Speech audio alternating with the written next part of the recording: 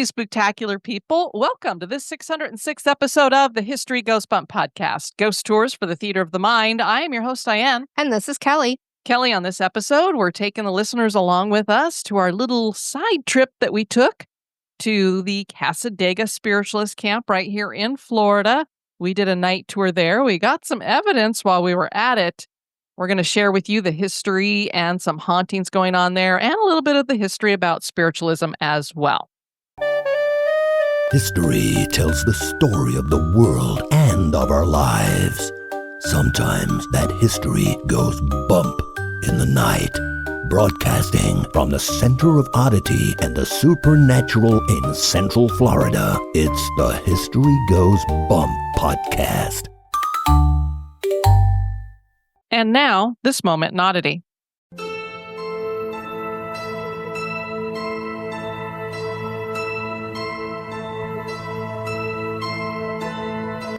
The moment in Oddity was suggested by Chelsea Flowers. In April of 2009, a 28-year-old man named Artyom Sidorkin had been experiencing chest pain and was coughing up blood. He subsequently went to a hospital in Izhevsk, Russia. The hospital performed x-rays of the man and determined that there was a tumor in his chest area. A biopsy was ordered, and while being performed, it is said that the surgeon discovered not a tumor, but a small fir tree sapling. Wait, what? It was believed that the plant's needles had been pricking the man's lungs, causing the blood and pain. According to a newspaper article, the doctor stated that the branch was too large to have been inhaled or swallowed, but must have grown from an inhaled seed. A plant ecology researcher from Toronto shared his thoughts on the discovery, stating, "It looks like a hoax to me. It's dark inside a lung, and most seeds need light to stimulate germination and to grow. I don't see how it could get anywhere near that size without photosynthesis." Also noted in the x-ray was a shoulder growth plate that was not yet fused, which indicates a pediatric case, and not that of a 28-year-old man. We have been told as children not to swallow watermelon seeds because then a watermelon plant would grow inside our tummies. But the thought of having a tree sapling growing in a person's lungs certainly is odd. Yes, it is. That is so strange. I wonder if he had a nice evergreen scent to his breath. Oh, that would give you a good breath.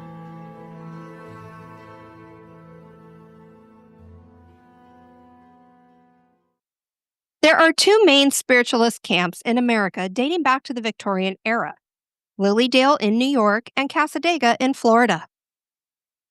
We've visited Cassadaga several times, which is known as the psychic capital of the world, almost as often as St. Augustine. And like St. Augustine, Cassadaga oozes spiritual energy.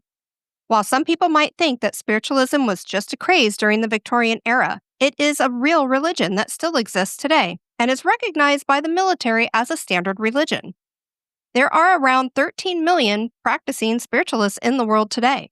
Many of them still live in Cassadaga, and there seems to be many spirits in this small town, not only of the spiritualists who have already transitioned, but perhaps of the many spirits called to this town. Join us for the history and hauntings of the Cassadaga Spiritualist Camp.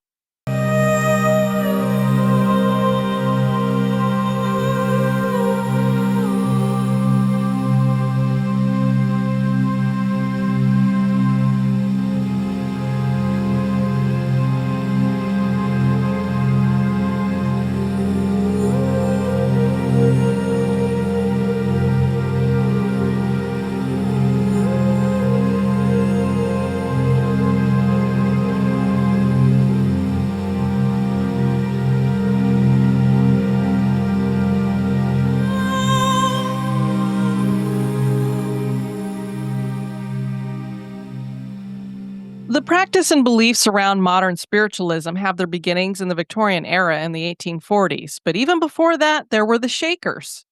It always makes me think, somebody's like doing some kind of a dance craze, Well, the they Shakers. would. They would. They would shake to get like the bad spirits out and stuff, I believe. Oh, The Shakers that were formed from the Quakers. yeah. Yeah, they would react during their worship and stuff. Interesting. I wonder was it boogie woogie music? Yeah, I don't think so. No, obviously it wasn't, because we're going to talk about the 1700s. But Yeah. The Shakers were a communal Protestant sect that was founded in England in the mid-1700s. This was a breakaway group from the Quakers, as you mentioned, Kelly, and a woman named Anne Lee joined the Shakers with her parents in 1758. Very early on, the Shakers recognized Anne as a prophetic voice who shared visions. She married and had 4 children, all of whom died in infancy. Her marriage faltered, and she decided to emigrate to America, which she did in 1774, and she brought her Shaker religion with her. Anne settled in New York and built her commune there, with everyone referring to her as Mother Anne Lee. The Shakers invented things like the clothespin, the broom, Shaker furniture, I'm sure people have heard of that, and the circular saw, which we actually shared in one of our Moment in Oddities. Some of you who listened to all the episodes will recall. They gave us some great stuff. I mean, the broom, hello. Circular saw, hello. Oh, clearly you do the sawing and I do the cleaning. Communicating with spirits started creeping into the practice in the early 1800s, and they would entertain trance speakers. The Shaker community eventually lost members, and today there are just a handful of communities. Many of the Shakers moved over to this new religion that embraced spiritual communication, and that, of course, was Spiritualism. And we've talked about Spiritualism in a couple of our episodes. I know when we talked about the Eddy Brothers' house, we talked about it. History of ghost hunting, I think we've talked about it. But we'll do a little bit of a history here, too, just as a refresher, especially the stuff that would pertain specifically to Cassadaga. Andrew Jackson Davis was born on August 11th, 1826, in Blooming Grove, New York. Davis claimed that he grew up fairly poor, with an alcoholic father and a very religious mother. And she apparently was clairvoyant. The family relocated to the Poughkeepsie area. Shortly after turning 14, Davis realized he had a gift where he could diagnose illnesses, and he started to teach himself hypnotism. He took on the nickname the Poughkeepsie Seer, and he wrote, "I have a body, a tangible body. I reside in the form, but is it my natural or spiritual body? Is it adapted to the outer world or to the post-mortem life? Where am I? Oh, I am so lonely. Alas, if this be death." Sounds a little confused there.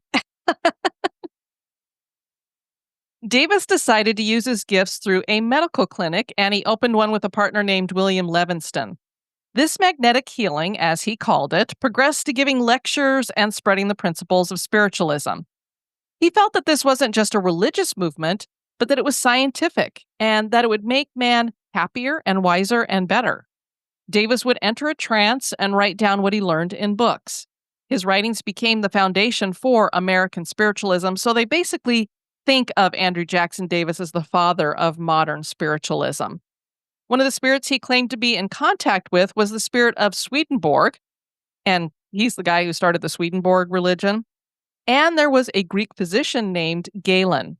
One of the lectures Davis gave was on mesmerism, and Edgar Allan Poe was in the audience. It inspired him to write the short story, The Facts in the Case of M. Valdemar, and I don't believe I've ever read that, so now I'm going to have to read it.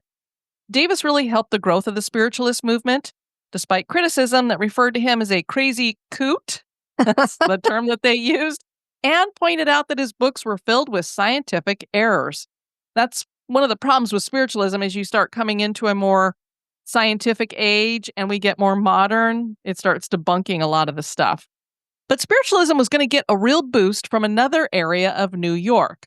3 years after Davis had his first trance experience, the Hydesville Rappings occurred. This phenomenon is named for the city where it happened, Hydesville, New York, and I'm sure many of our listeners who know a thing or two about spiritualism are very familiar with the Fox sisters. The Fox family had moved into a 2-room cottage in this city in March of 1848. This family had 2 daughters, Margaretta and Catherine, who were known as Maggie and Kate, and shortly after they moved into the cottage, the 2 girls claimed to hear knocking on the walls. The 2 sisters quickly figured out that a spirit was trying to communicate with them. Neighbors and other family members witnessed the rappings, both hearing and feeling them. They investigated to see if they could figure out what was causing the noise, but nothing was found. The girls decided to name the entity Mr. Splitfoot. And I'm like, where did they get that name from? It just sounds creepy. I don't want a friend named Mr. Splitfoot. It sounds like it's demonic, doesn't it? Kind of, yeah. At first, Mr. Splitfoot communicated in very simple ways, like 1 rap for yes, 2 raps for no. Are you saying my head's wood? I'm going to Yeah, knock on some wood or some drywall. got to rap on something. Knock 2 times. On the ceiling. Kelly's head if you want her. The Fox sisters' older brother David developed an alphabet to make the communication more in depth. You can imagine how long this took going A, B, C, D, knock. Okay.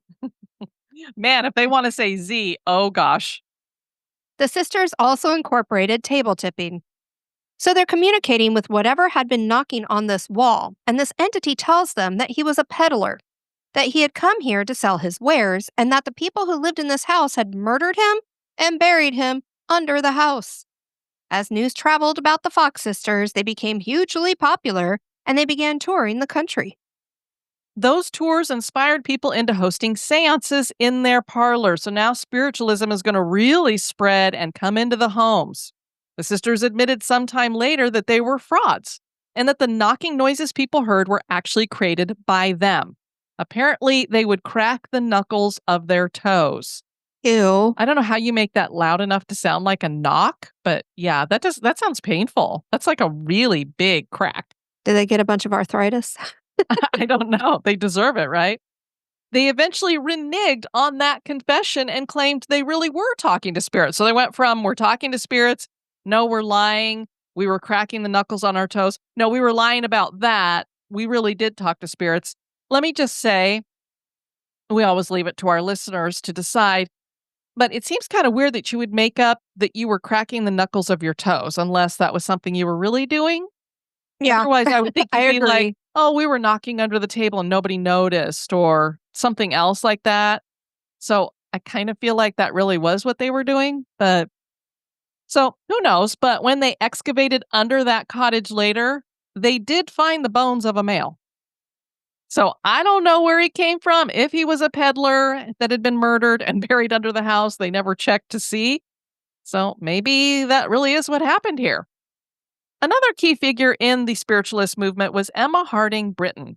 She was born in London in 1823. She got involved in the theater and traveled with a company to New York in 1856. When there, she met a medium named Ada Hoyt, who converted her to spiritualism. Britten mastered automatic writing, psychometry, which is reading objects by feeling them. So, somebody will take a watch and if they're a psychic and feel it and then tell you about the person. Also prophecy and healing. So she's like a master of multiple trades here. Robert Dale Owen was an American statesman who communicated with Britten after he died, and he gave her the first 4 of the 7 original principles of spiritualism. British spiritualists still adhere to these principles, while the American Association has drafted its own set of principles. This reminds me of when we were talking about the Oddfellows, how they had their own lodges there that did their own thing, and then the American lodges were different. Another pioneer to spiritualism in America was a very unlikely person, a Chief Justice of the New York State Supreme Court. Can you imagine? Wow, I had no idea. Supposed to be a person of reason, but here we go. Judge John W. Edmonds wrote the book Spiritualism in 1853, detailing his investigations of mediums. He had witnessed hundreds of manifestations. His book outraged the churches and politicians, and they, along with the press, forced the judge to resign the bench and return to private practice. Wow. Despite the negative response of much of the public, many high-profile people were embracing this new spiritual science. The Lincolns, as we know, used mediums and participated in seances. Sir Arthur Conan Doyle has come up many times as well. He was a true believer, as were Elizabeth Barrett Browning, William Cullen Bryant, Thomas Carlyle, Emily Dickinson, Sir William Crookes, Edgar Allan Poe, Alfred Russel Wallace, Mark Twain, Harriet Beecher Stowe, Queen Victoria, and W.B. Yeats. Another adherent was George Prescott Colby, who was born in New York in 1848. He became a teacher as an adult. His relationship with spiritualism started early, with him demonstrating mediumship abilities starting at the age of 12. Through the years, he seemed to gather spirit guides around him. There was a Native American spirit named Seneca, then a German guide named the Philosopher, a healing guide named Wanda, and another named Professor Hoffman. He became ill with tuberculosis. Legends connected to Colby claim that during a seance, he was told to establish a spiritualist camp down south, and a group traveled to Jacksonville, Florida, and Seneca told them to travel to Blue Springs to establish a town. This is an interesting legend, but almost certainly an embellishment. The truth was that a doctor told Colby that Florida would be good for his tuberculosis. Which it was great for my asthma, so I can see that being the truth. So, but hey, why not say that your Native American guide told you to go there?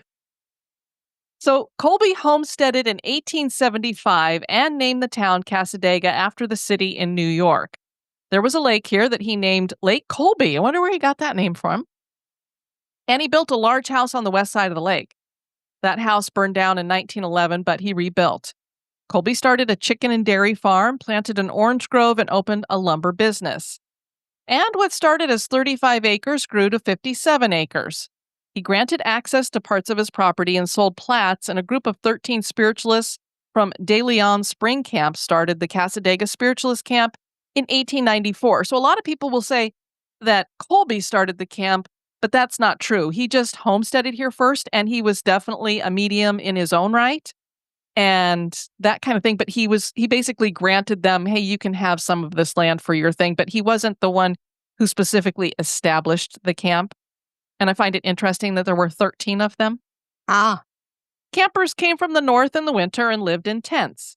Eventually, they built cottages, and a post office, grocery store, and pavilion were added.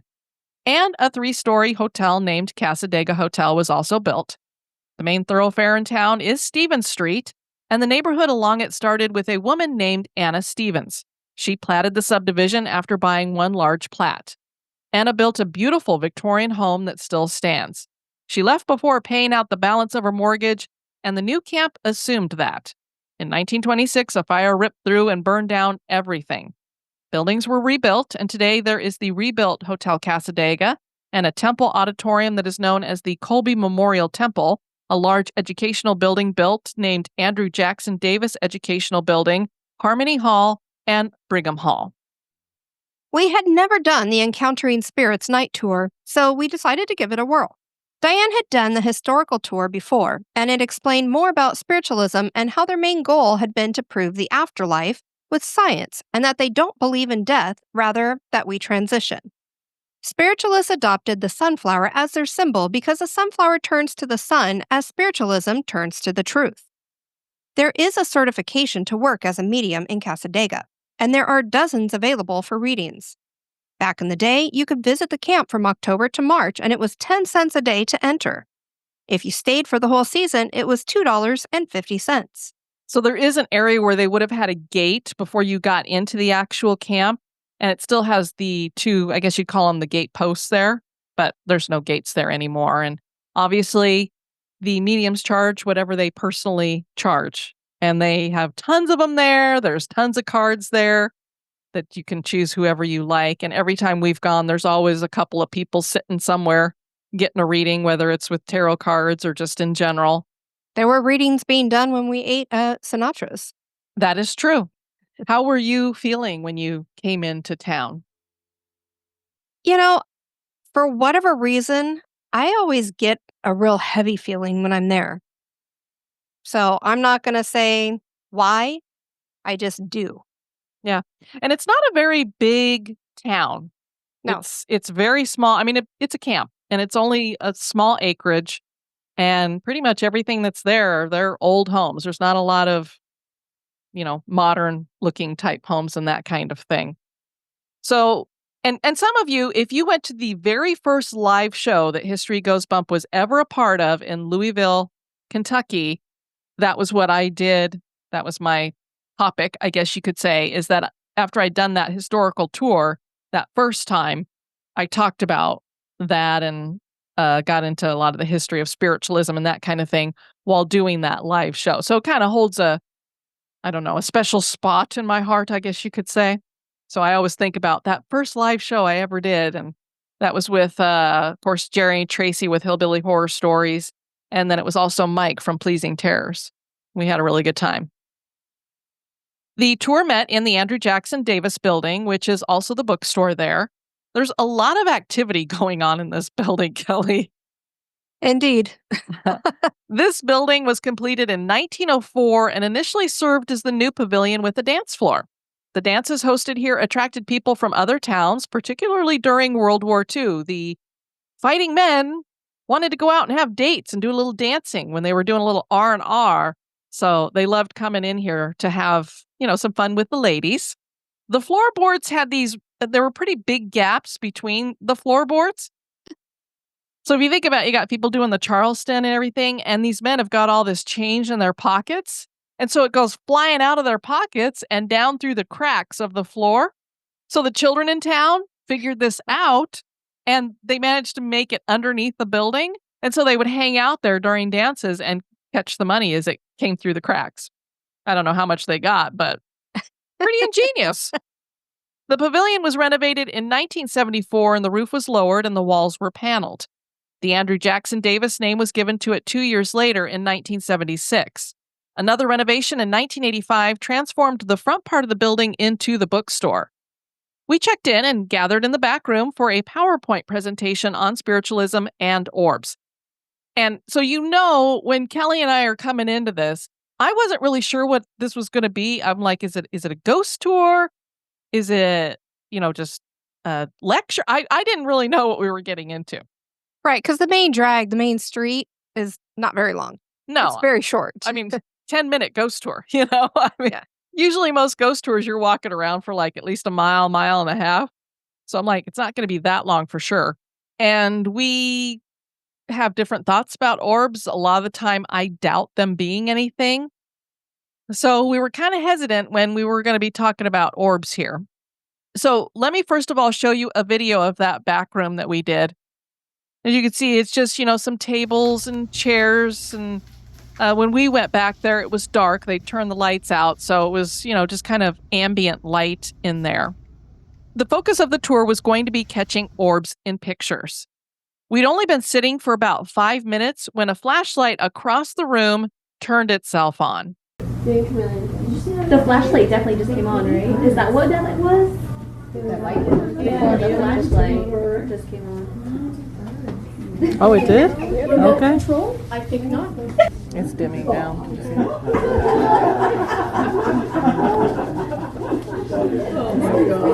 Oh my God. I need to turn this off. At the end there, you hear us mention that our K2 has gone off and gone up to red. This happened multiple times, and as we shared on the episode that we did about Crystal Lake, and we were like, yeah, our thing regularly goes to red. Boy, did it tonight. It was pegging quite a bit. Crazy. So the second time that it happened, a couple that was sitting behind us shared something that verified the activity. Wow, look at that. It's going crazy. I know, but I don't know if it's because I just turned my phone on. Well, did you turn it on airplane mode?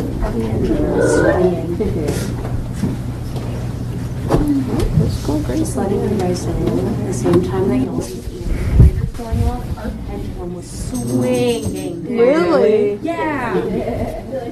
Nice. Yeah, because now it's not doing anything, but it was going crazy. Yeah. Look at their spirit in here and start weighing it in. And y'all's EMF reader went insane. Yeah. It did? Cool. Yeah, it was pegging on red. Okay, maybe it already started. Of course, now that I put the camera on it, it's not doing anything. So, yeah, Kelly, there you hear they had a pendulum back there, which we didn't even know that they were doing that. And they were like, our pendulum started going crazy, and then your K2 was going off. So very interesting that those two things happened together. Makes me think we were encountering something. And here we're going to share a couple of videos featuring the K2 and how much it was going off. Religion is spiritualism, and at the heart of that belief system is the belief, I see you, that we can communicate with those who left what we call the earth plane. This one's tapping into the orange right now. Can you do it for me one more time? No, orange. I want you in the orange. This one is. Get a little bit closer. You know how to do this. All right, think about it. Yours is clicking in. It was. The flashlights turned on and off several times. Oh, yeah. And there were these cat balls in a couple of spots also. And there were two at the front that were about 6 inches apart from each other. And they were kind of up where she had the monitor where she was showing us the stuff. And both of them went off at the same time, which she said she'd never seen that happen before when she was in there doing this, where they would both go off at the exact same time. And I thought for half a minute, I'm like, was it because she did walk past there? But she'd been walking back and forth during the whole thing. So I'm like, they didn't go off before that. And then she even kind of shook the monitor to see if that had caused it to happen. And nothing. So she was feeling like there was something spiritual that had happened there. When she was sharing the pictures of the orbs, Kelly, I was like, maybe there is something to this, because they would take pictures that it was like boom, boom, boom, the 3 in a row consecutive. And you'd have one that had nothing. And then you'd have one that was full of orbs. And when I say full of orbs, it's like, is it snowing? Yeah. And then nothing again. So it was like, how did that have something for just a minute and then nothing? And one of the stories that she'd said was they had a couple who were having their anniversary, and she heard them like talking to each other and going, well, should we tell them? And she goes, tell us what? And she was like, well, it's our anniversary tonight. And they'd already taken a picture of them and there was nothing. And so then the guide was like, okay, let's all just say happy anniversary. And so they all yelled happy anniversary, and she took a picture and there was a ton of orbs. So I don't know if it was the energy that they put out, if all these spirits all of a sudden showed up. I don't know. Our guide shared this story that happened to her to illustrate how spirits might help us. Everybody knows me, knows that I have a lead foot. I hate going the speed limit. And I hate people that go to speed limits. So this one time, my mother and my children, who were very small at the time, were coming back from the Pittsburgh area. And there's that section right after Columbus coming back here. I think it's I-20 or I-26. I can never remember which one it is. That cuts back from Columbus, South Carolina, back to I-95. Now, is it 26? Okay. I always get the two mixed up. So, we were coming back, and there used to be a section of it that had trees in the median. I just went through there in August. I hadn't been through that area in 5 years, and they're kind of clearing all that out now. But there was a section that had trees in the median that separated the east from the west. I looked down at one point, and I'm going 30 miles an hour on the interstate. What? I know. I was like, what? What in the world is going on? So me going 30 miles an hour gave enough room that the car in front of me gave me a good buffer. Okay. Sunshiny day, nothing going on at all out of the ordinary. But that car ahead of me passed a tree in the median. And as soon as they passed it, tree, boom, right onto the highway. No warning, no nothing. Blocked 2 of what was 3 lanes in that area. I had just enough time to move around that tree and get to the 3rd lane that it didn't block. Had spirit not slowed me down, that tree would have been on top of us. So that's an instance where you're doing something, but you're not aware that you're doing it because spirit's kind of doing it for you. If that makes sense. So what did you think about that, Kelly? Do you think it was just she was kind of not paying attention and took her foot off the accelerator? No, I think it was something intervening on her behalf. Some of the activity described happening here include people hearing change dropping on the floor. They hear band music playing, and there are no instruments in this room at all. And they will hear children that are running around laughing. And specifically, there's a little boy and a little girl that haunt this place. And they like to get into a lot of mischief, so they do a lot of poltergeist-type activity. Which would explain the cat balls going off, the flashlights turning on and off. And there was one flashlight that was bigger than the rest, and it had a really bright light on it. So when it would go on, like half the room would light up. And she said, I don't know why. The smaller flashlights, they can turn off when you ask them. But the big flashlight, she's like, they just cannot turn it off for some reason. Something strange about the power needed for it, I guess. People also feel cold spots. On one area of the wall, there used to be a door that people would come in, and that was the main door. This former door had been paneled over, and the reason why they paneled it over was because spirits use that door like a portal. So they're like, stop coming in.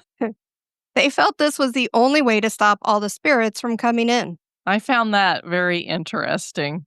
So after we got done doing this, we headed out onto Stevens Street, and we worked our way down to the Colby Temple. Right before that, we did a control picture, I guess you could say, where we stood in like a horseshoe so that she could see like what everybody was wearing and that kind of thing, because they have had spirits show up on videos and pictures when they're doing the tour that weren't with the actual group. And she was like, there was no way that we could prove like that little girl that we see darting, was she with the group or not? So now they have a picture to be like, these are all the people that were on that tour. So if they see something, it's like, okay, that was something spiritual. There are two buildings across from each other as you're making your way down Stevens Street. They're called Harmony Hall and Brigham Hall, and both have paranormal activity. Harmony Hall is a long two-story building that was constructed in 1895 and served as a boarding house to accommodate winter guests. There were suites of 3 rooms that could be rented separately or together, and there was a shared kitchen in the center. In just one season, they had 33,000 people come through Harmony Hall. And one season, keep in mind, is only a few months. It's just the winter season. Since it only had 16 rooms, that's a lot of turnover of people coming in and out. Our guide shared that a picture was taken on a tour that featured 3 faces in a window. She showed it to an 89-year-old medium in town one day who had her office there. And she said, "Oh, that's my husband, my mother, and my daughter." Then she asked if the guide would print that photo off so she could hang it in her home as a family photo because all 3 of them were no longer alive. So it wasn't like they were hanging out in her office looking out the window. Brigham Hall was an apartment building constructed in 1898 by Dr. Hubbard and Sarah Brigham and Fred and Kate Brigham. There were 18 single rental rooms, and they even accommodated extra people with quilts in the attic. Ownership changed in 1912, and then the Cassadaga Spiritualist Camp Meeting Association bought it in 1913, and they remodeled it in 1928 into 4 private 3-room apartments with private bathrooms, and that is how it is today. They conducted community seances on the 3rd floor, and so they have quite a bit of hauntings that are going on up there. A lot of the time they'll hear up on the 3rd floor tables dragging across the floor, chairs dragging across the floor, and the floors will creak like there's people walking around. Our tour guide told us that a woman in period clothing is seen often in the downstairs hallway and has been captured in pictures taken from the outside door, shooting down that hallway. This woman is also seen going in and out of the front door every so often. And they think she's residual, so she never has responded to anybody in an intelligent way. The Norman House is next to Harmony Hall. Between the two is a camphor tree that has been cut back several times into a stump, and it always grows back. So one of the times that we were there, 2019, it had a few limbs coming out of it.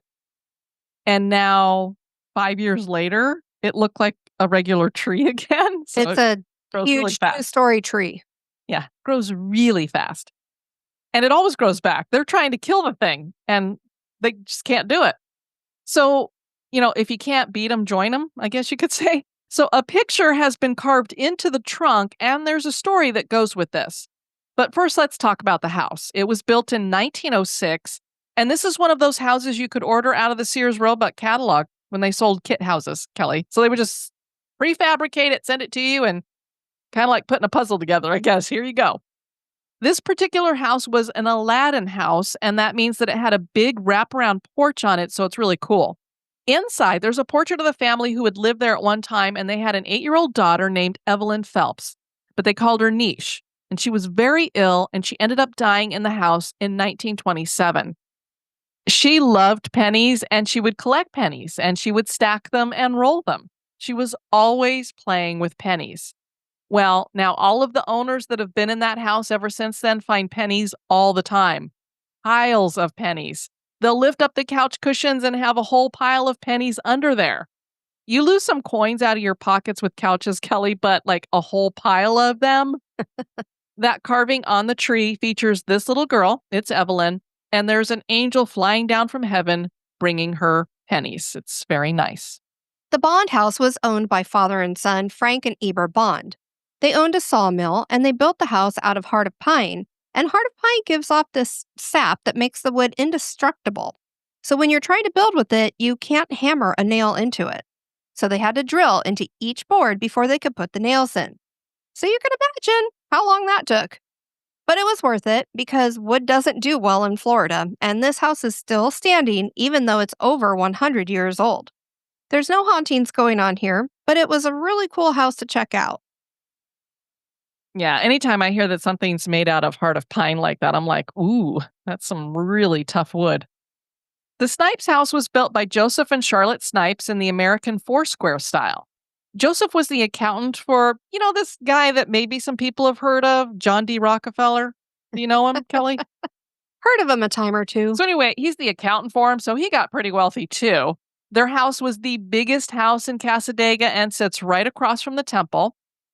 The house was 4,000 square feet with a grand entryway. There was a gorgeous amethyst chandelier hanging in that entryway. The windows feature stained glass.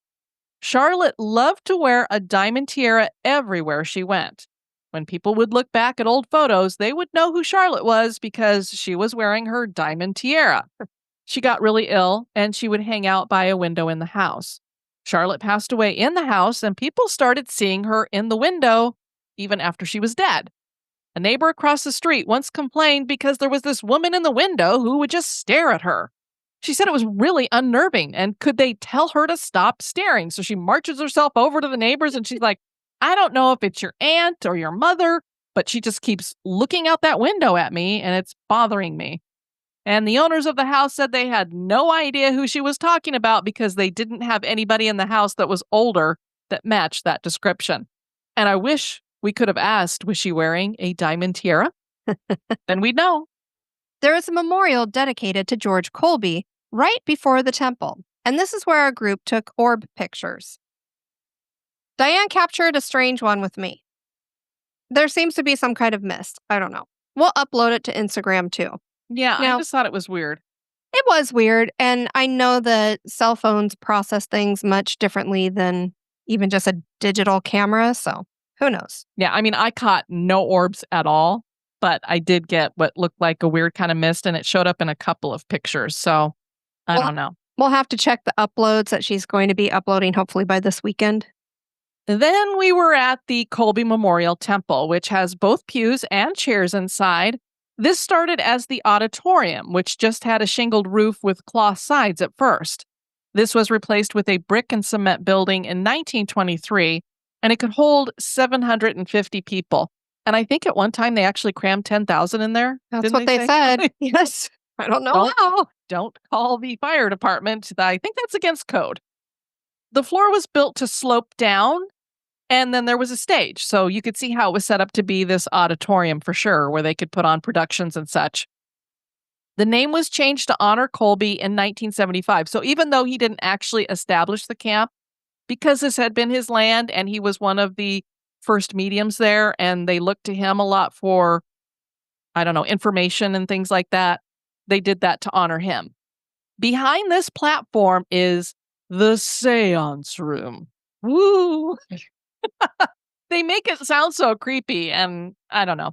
So they don't like to use bright light in there because spirits don't like bright light. But one of the things that I do love about Cassadaga is that they want to make sure that what they're doing is legit. Like a lot of the spiritualism stuff that went on during the Victorian era, we know was bunk. It was just people doing tricks, sleight of hand, that kind of thing. Houdini was catching them in all kinds of stuff. And a lot of the reason they were able to do that is because they would do it in the dark, so you couldn't see what they were doing. So they insist and tell you, if you're ever doing a seance, do not do it in complete darkness. They suggest red light. So this is lit by red light, so you can still see things. And it actually is easier on your eyes as well. A lot of what they do when they are in the seance room is table tipping. And she said that they do it 4 times a year. I think when they do the big, bring other people to come in and check out what they're doing. So there is a large mirror on one of the walls, and we all took turns taking pictures of ourselves in the mirror to see if we could catch anything strange. And Kelly, you and I got nada. Nada. Not a thing. People often feel ill in there or lightheaded. It just felt like a big closet to me. But I will say that she said about this place, so you go up this ramp that gets up on top of the stage, and then you go around the corner and back into this back area where the seance room is. And she said usually when people got to about the end of that ramp, if you are sensitive, you would start to feel something. And Kelly, definitely, you indicated that when you got to that spot, you're like, something's definitely right here. Yeah, something was on my chest, but at the same time, could be power of suggestion. Yes. Who knows? I wish she hadn't said anything until Right. after. Yeah. And that you had whispered to me, wow, I'm feeling really heavy right here. There is a lot of memorabilia in the temple. I know the first time that I was in this building, they had these huge trumpets in there, and I was so excited to show them to Kelly. And then they weren't in the things, they weren't in the like display cases anymore. And I was like, huh. Because the thing that makes these trumpets fun, if you know anything about spiritualism, is that they would use those trumpets to get voices to come through them. And so back when I visited the first time, they were still taking those trumpets out of their case when they were having a seance or a gathering, and they said they would get voices to come out of those trumpets and speak. And that ended our tour. Before we did the tour, we had dinner at Sinatra's Restaurante in Hotel Cassadaga. Great food. We've eaten there multiple times and we love it. It is so good. This is probably the most haunted building in the camp. It is across from the Andrew Jackson Davis building. The small camp had lots of temporary visitors coming, and it really needed a hotel. The original hotel was built in 1903. It was 3 stories and modeled after the Maplewood Hotel in the sister camp at Cassadaga Lake Free Assembly in New York. Visitors had to make reservations 2 years in advance. The hotel was so popular. The hotel burned down in the big fire in 1926, and the fire started on the second level of the hotel. Yeah, so the thing that took out like half the buildings there started here at the hotel. Hotel Cassadaga was quickly rebuilt, and this one was 2 stories and was fashioned in the Mediterranean style and stuccoed. There were 42 rooms and a long veranda. This was privately owned until the Great Depression nearly bankrupted the owners, and they told the spiritualists, if you want the hotel, you can have it. It was privately owned again in the 1970s and turned into a registered nursing facility. By the 1980s, it was a hotel again. Today, there are 16 rooms as renovations opted to make the rooms bigger and probably added their own private bathrooms and that kind of thing. There are antiques in the lobby, so when you walk in, it feels very old and historic. There's a historic bar there. I don't even know if they still use it as a bar because the other bar is actually in Sinatra's. So I think that's the only bar that's actually a working one. There's also a gift shop. You can get crystals and books and all that good stuff in there. And of course, Sinatra's Restaurante, which also hosts a haunted attraction in October.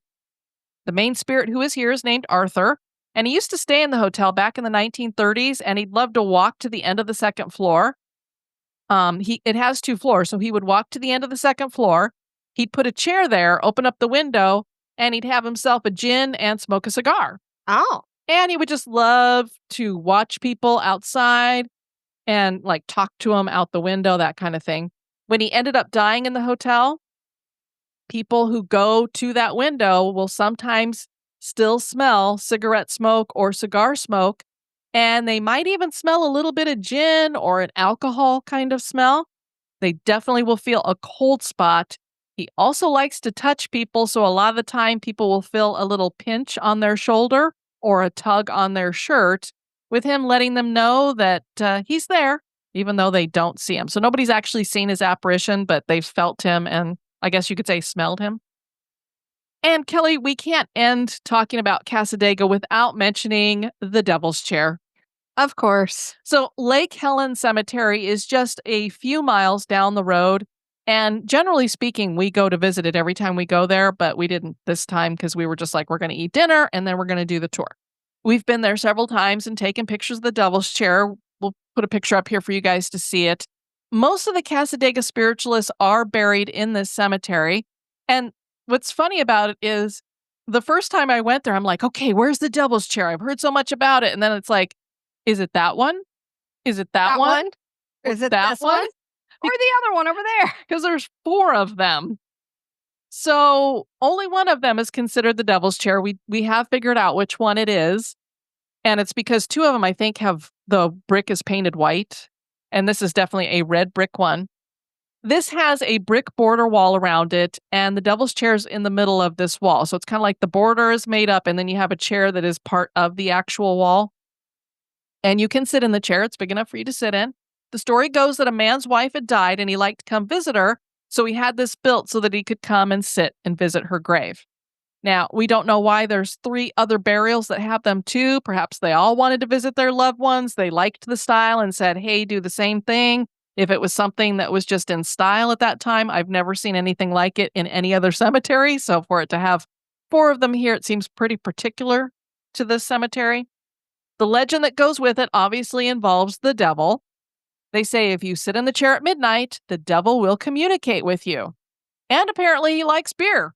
Who knew? So people will go in there with a beer and they'll leave it unopened on the chair. Then when they return the following morning, they will find the beer open and empty. And maybe it was just the town drunk that came down. Probably. You know who started this legend? It's the weekend. You know that those tourists are in here leaving beer. So let me go hobble on over there.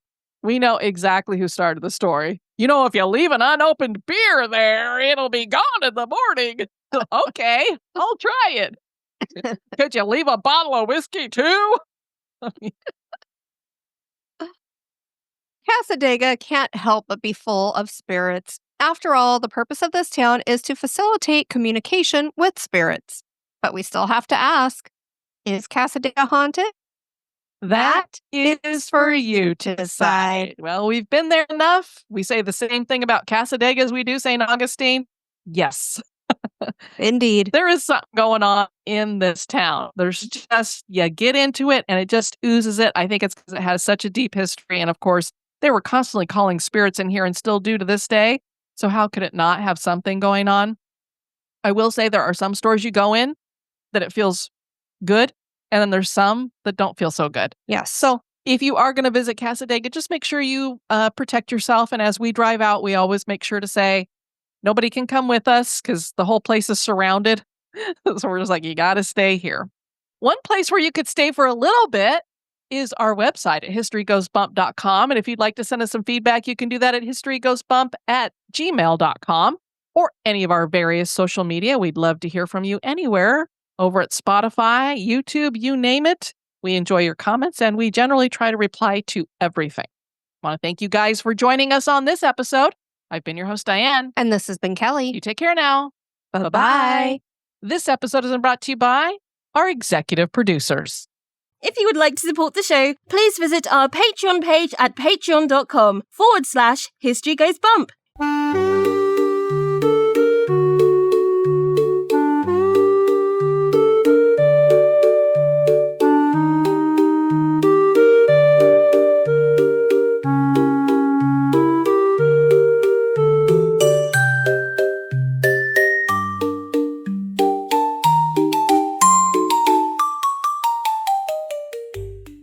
She got involved in the theater and traveled with a company to New York. New York. Apparently, my tongue went to New York before I got there, and I couldn't catch up with it. Then a German guide named the philosopher.